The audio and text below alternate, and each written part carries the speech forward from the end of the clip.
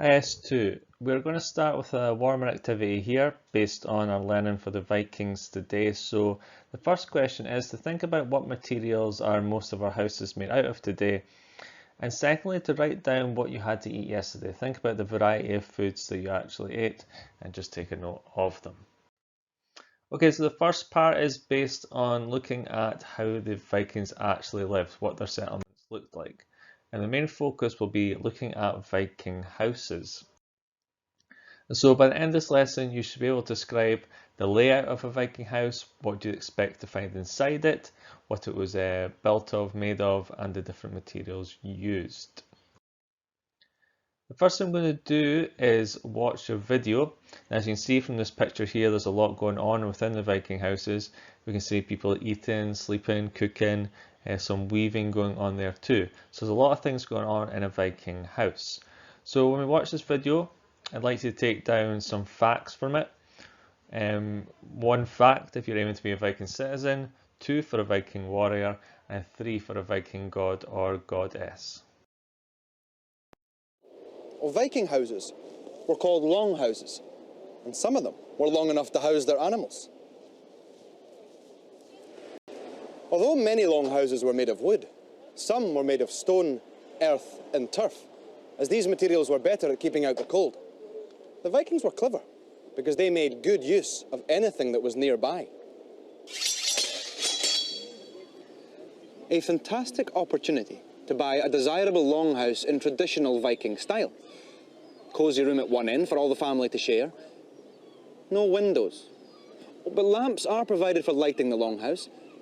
And to keep you warm at night, animals sleep here too. Animals. Doesn't sound too desirable to me. I wonder what it was like to live in a Viking longhouse.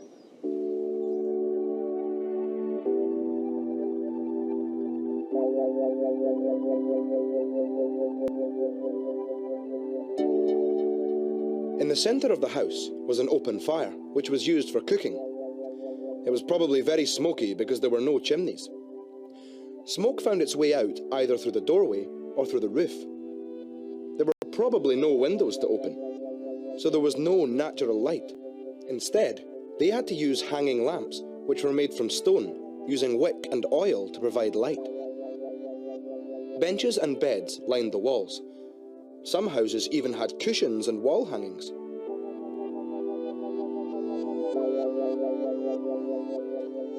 Heather was collected and dried to use as soft bedding.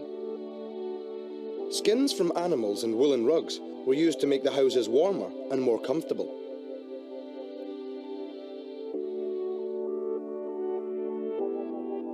A loom used for weaving cloth took up a lot of room. Female Vikings learned how to spin and weave to make clothes. Remember, quite a lot of things were homemade. In the cold winters, the animals usually slept inside the house at the far end.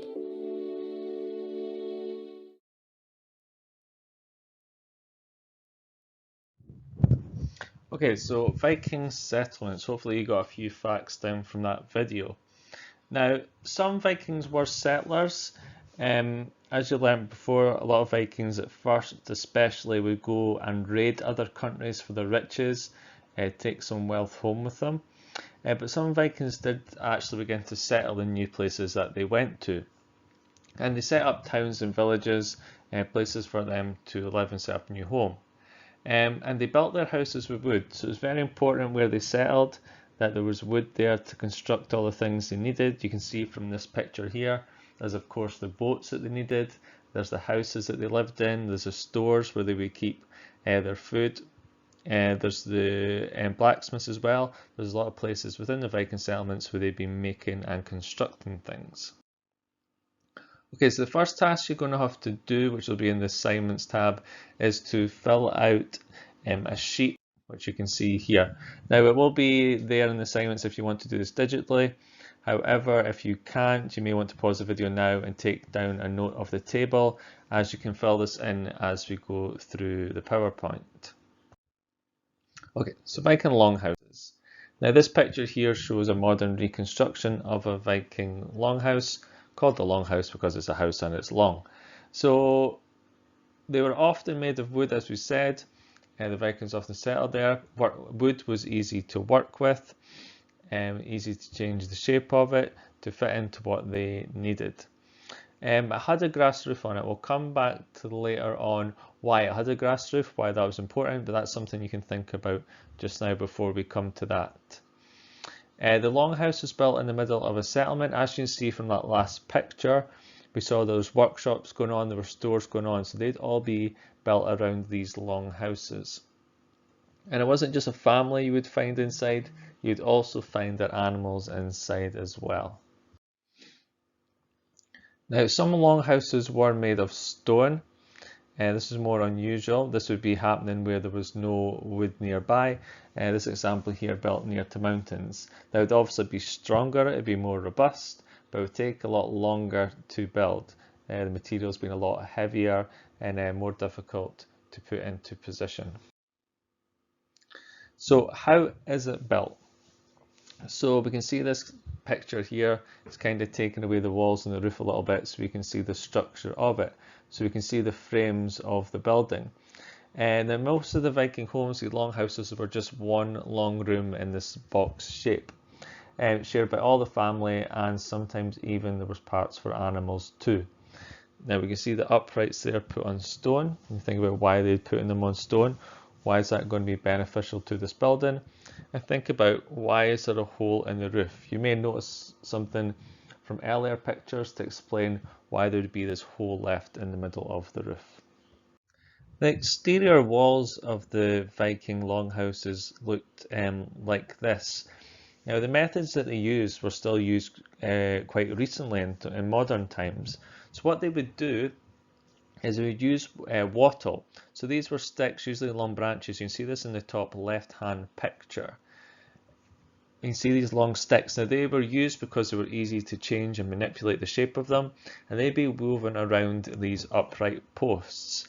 And then on top of these posts they would put a mixture, a concoction of mud, manure, clay, grass and hay, mix that with water and make a kind of modern plaster. Now these would be put over the wattle branches, and that would close up all the gaps. The two pictures on the right hand side show some timber. We can see these thicker planks that are being used. Now they overlap them and fill in the gaps with mud to stop any wind getting in through the gaps. So again, two different types of construction that were used by the Vikings. Now the roof was made of straw or thatch, or reeds type of grass as well. Now the reason they were using this is because these materials are naturally waterproof. So what's going to happen is when it rains, the water's just going to naturally just run off, and it's not going to soak up the thatch or the grass.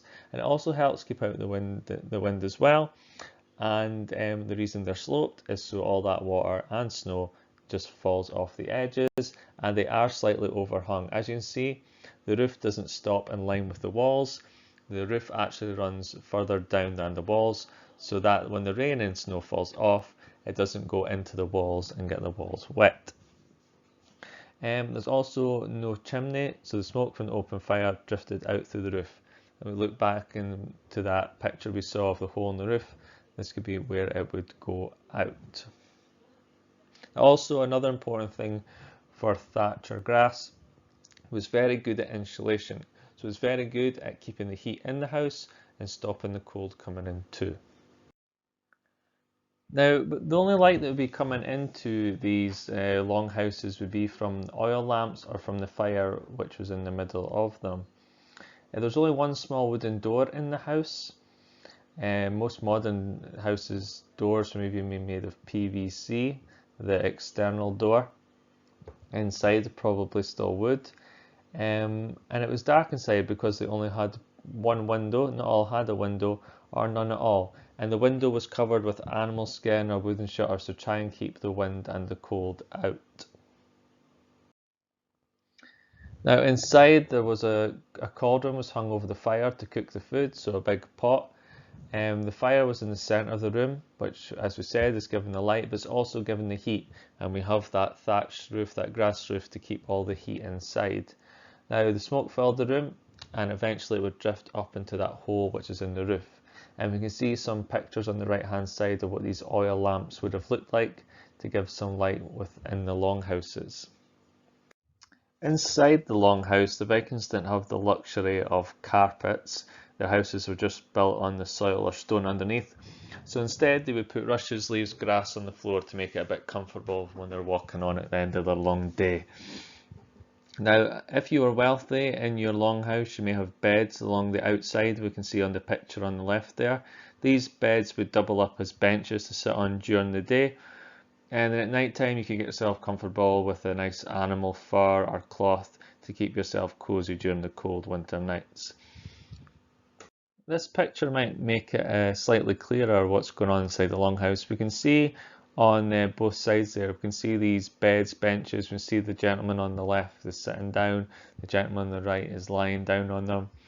We can see a woman in the middle there using the cauldron to cook some food. Again, that cauldron is doubling up to warm the house as well. In the middle, we can see a man in a purple tunic sitting on a chest. Now, there wasn't a lot of furniture within the Viking houses, but there was some chests to store some things. So he's sitting on this bench, probably telling that young boy in front of him a story about the gods and goddesses of the Vikings. So we can see there's a lot going on within the Viking longhouse. It just wasn't somewhere that you slept. There was cooking going on, stories going on. We can see some food hanging up to dry on the roof there. So an important place to store things, animals as well. And we can see some of those storage boxes on the right hand side there, again made of wood with some lovely carvings on them. We can see in the picture on the top left, we can see how there wasn't that much furniture, so a lot of things would be hung up on the walls. We can see a shield there, we can see some furs and some clothes, and we can see the animals were also kept in there overnight as well. Okay, so hopefully you've been able to fill out that table there, which will be in the assignment section. So make sure you fill that out, compare the Viking longhouse to your own house, and upload that to Teams. Okay, and if you want to get creative, there's a little extension task you can do here. In your jotter, you can design your own Viking longhouse. Now you may want to put your own modern twist on that, put in some new things, more modern day things that maybe we've not found in a Viking longhouse, and try and keep some traditional features of the longhouse that we've been discussing. Okay, so the next thing we're going to look at will be the Viking diet. So I asked you at the start to write down what you'd eaten yesterday and maybe try and compare the diet, the food that you have access and available to, compared to what the Vikings would be eating. Okay, so we're going to look at what the Vikings had to eat, and you should be able to make your own Viking diet and answer a described question. Okay, what we'll do to start with again is we've got another video to watch. Again, 1 fact to be a Viking citizen, 2 for a Viking warrior, and 3 at least for a Viking god or goddess. Vikings would actually grow different types of fruits and vegetables. They had things like leeks and onions. They also had carrots, but back then they were actually white or purple. They also had different types of fruit as well, such as blueberries and strawberries and apples. They also ate different types of animals, and they would not only eat the animals, but they'd also use the milk from goats and cattle to make cheese and butter. Did they eat anything else? Living by the sea, they would eat a lot of fish. How do you know all this? Archaeologists would go through the ruins of Viking huts, and they'd go through the rubbish. What did the Vikings use to cook on? They would use different types of soapstone. They'd also use different types of wooden bowls, as you see a variety here. They'd also use different types of cauldrons. What's this? This here is called a quern. What they would do is take different types of oats and grain and place it in this hole here. They would then grind this around. As you can see on top, there's a lattice pattern. This lattice pattern is also in between these two stones. The oats would then fall in through here to make flour, which they would then use to make bread. And what's this? Because it looks like a fruit pizza. Pretty close. It's an oat cake with jam and different types of fruit. And is it for me? Sure.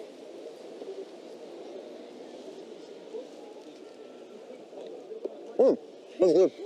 Yeah, that's really good. It wasn't too bad after all. As they lived by the sea, there was plenty of fish. They could make their own bread. They kept cattle for meat, and dairy products like milk and cheese. Chickens gave them eggs. And they could pick berries and other fruits, and also vegetables that were grown locally. So, no excuses. They could still have 5 portions of fruit and veg a day.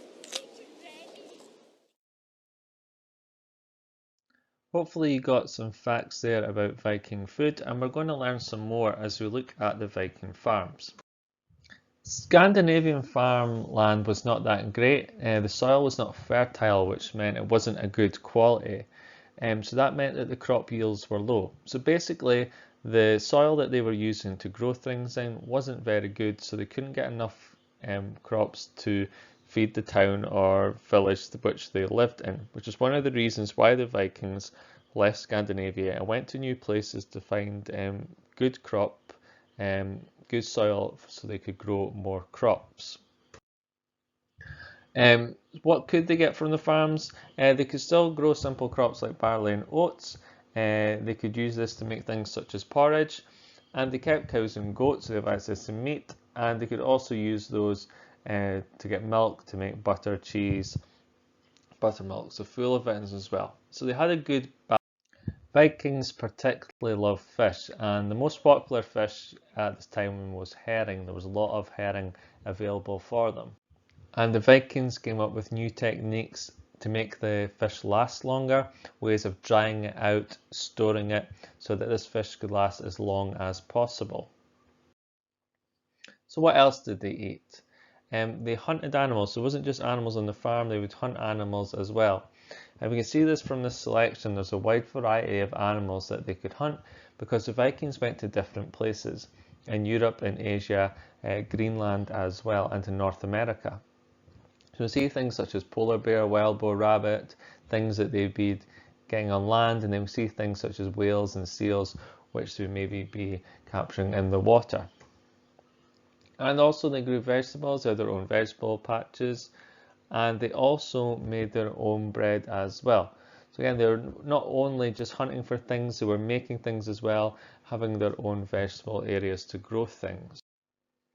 Besides water, the Vikings would be drinking milk, which would be from the animals on the farm, and they'd also drink alcohol, beer and mead, which is made from honey or fruit as well. So that was an important part of the Viking diet as well. Now for the Vikings, they had no forks, sometimes used small spoons, but mostly they ate with their hands and knives, carving the food and eating with their hands. We see there's a wide variety of food on the menu to choose from, a lot of things that we've covered and looked at already. So the next task you're going to do, the next assignment, which we'll have to upload, is to look at Viking food and cooking. So you're going to see an information sheet which has details about that, and what you're going to do with the information is answer some questions. So these are the questions that you're going to answer using that information sheet and upload them to Teams. Okay, and just to finally end this, in your jotters, what I'd like to do is try a describe question. Now you've gone over these in S1, so hopefully they'll be quite familiar, and this will just be a bit of a recap. So the point of these questions is to describe what happened or the key features of an event. So for this question, you need to start with the starter sentence, with the wording of the question, which helps it to make sense and helps with your structure, and then a few sentences of description, which depends on how many marks it's worth. So example, if the question is 3 marks, we'll be looking for at least 3 sentences. So that new sentence for each piece of evidence that you give. Okay, so if the question was, for example, to describe how the Roman Empire was structured, you would have your introductory sentence, which would be the Roman Empire was structured differently at different times. And then you would get a mark for saying, firstly, it was a kingdom ruled by a king. Now you could do another 2 sentences to get your 3 marks, if that's what the question was worth, or you could try and get a developed point. So after gaining your first point of saying, firstly, it was a kingdom ruled by a king, you could gain another mark by expanding on that first point. So you could say, however, many people felt their voices weren't heard and they wanted to become a more equal system. So there's two ways that you can pick up marks. You can do it just by doing separate sentences about different things, or you can do a sentence and expand on it with more detail. The question I'd like you to answer to finish is to describe a Viking's diet. Hopefully you picked up a lot of information from this and from the worksheet, so it should be quite easy to answer this. So what you're going to do is you're going to copy that box in blue on the left hand side, that structure. So you've got your introduction there. The Viking diet was varied. Then you're going to have 4 sentences about the Viking diet, or you could do 2 sentences and add on 2 developed points to get your 4 marks. There's a couple of different ways you could answer this question.